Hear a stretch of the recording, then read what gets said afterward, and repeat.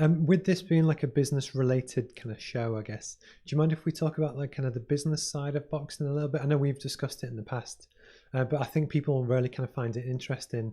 And then after this, we'll touch on sponsorship and stuff, which we'll kind of cover in a second. But almost how for a fighter does it work? Are you classed as self-employed? Yep. So with professional boxing, we are classed as self-employed, and we do our own taxes, and sort of the way we earn money. There's two different sides to it. So at the lower end of the sport, when you're first starting off, it's mainly on ticket sales. That's how you make your money.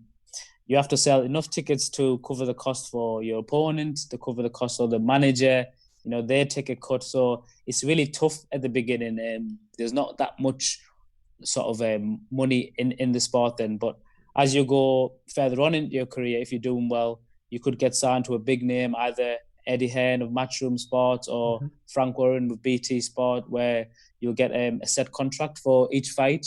And that's when you'll be earning sort of decent money, like a good living wage. Oh, and it cool. just goes on from there, really.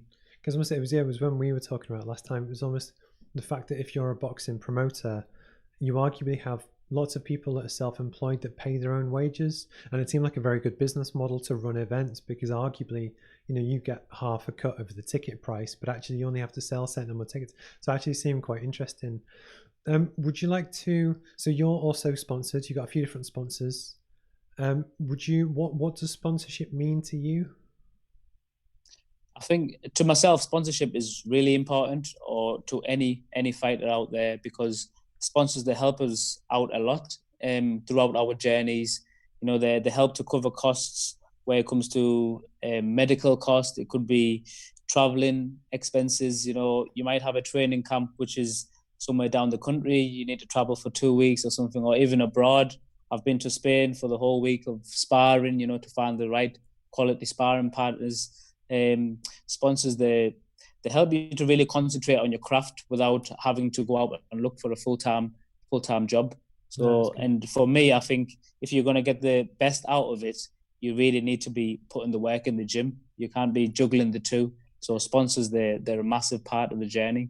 Because when we spoke first time, it was almost from a business point of view, people sponsor people or events or things because they want to be seen and associated with the positive benefits related to that.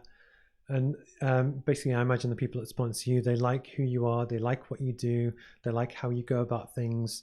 And again, it's good publicity for them, but it's also great that actually enables you to follow your craft, follow your passion, follow your career. So it's almost a really kind of good win there.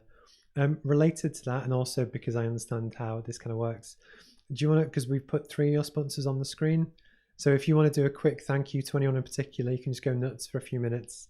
I just wanted to say a massive thank you to all the sponsors that have been with me on my journey.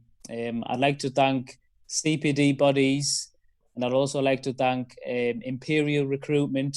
I'd also like to thank S&E Care for all the financial support that they've helped me with, especially through these times right now.